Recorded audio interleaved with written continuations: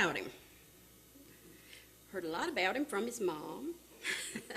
I never talked with Mr. Robert a whole lot, but anyway, his mom and dad had a church over beside their house, and there was a lot of worship going on over there and a lot of singing, a lot of fellowship. And I was blessed to meet them through my sister-in-law. They even let Larry and I sing a couple of times over there, but it was mostly Ellen and I. I went with her. So, and also this is, I understand, Edith's adopted son. She's claimed it for a long time because I've heard about him a lot from her. So, at this time, we would like to ask Rodney Stewart to come and bring the message, and we want to thank his family for joining him.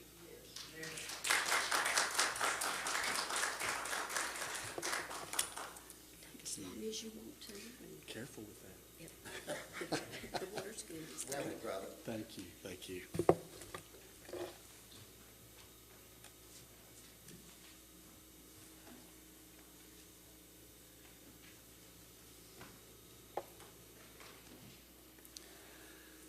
Well, I want to first thank Pastor Don for calling me. He called me a couple weeks ago, and he said, Brother Rodney, he said, would you be interested in preaching on the 14th of January? And I think I thought about it for about a half a second and said yes. And I said, do you have anything specific that you'd like for me to preach to your people? And he said, whatever the Lord lays on your heart.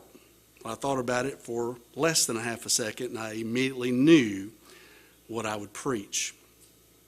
Well, this church has been in my history since the late 70s and the early 80s.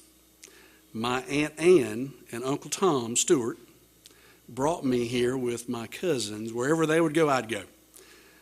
And so we didn't leave the house much growing up. This is my brother and his wife. So if we wanted to go somewhere, a lot of times we had to tag on to somebody else. So I said, yes, I want to go. So we'd come here, and we'd also go to Beulah Baptist down the road. So I don't know, does anybody remember my Aunt Ann Stewart or Tom Stewart? But this was back a long time ago. So I have a good history here, and when I walked in, immediately I felt at home. And seeing Miss Barefoot and Mr. Barefoot, y'all have been very special to me for a very long time, and I really thank you for your kindness.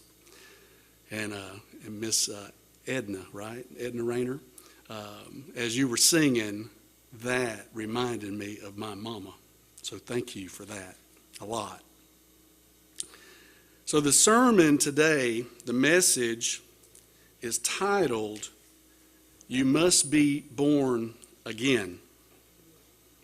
And the passage that we're going to be reading from is John 3, 1 through 15. The Bible that I will be reading from is a New King James Version Bible, and I saw in the Pew Bible is King James, so hopefully it won't trip you up too much as I read from the New King James Version. So let's start in verse 1, John 3, 1 through 15. There was a man of the Pharisees named Nicodemus, a ruler of the Jews. This man came to Jesus by night and said to him, Rabbi, we know that you are a teacher come from God, for no one can do these signs that you do unless God is with him. Jesus answered and said to him, Most assuredly I say to you, unless one is born again, he cannot see the kingdom of God. Nicodemus said to him, How can a man be born when he is old? Can he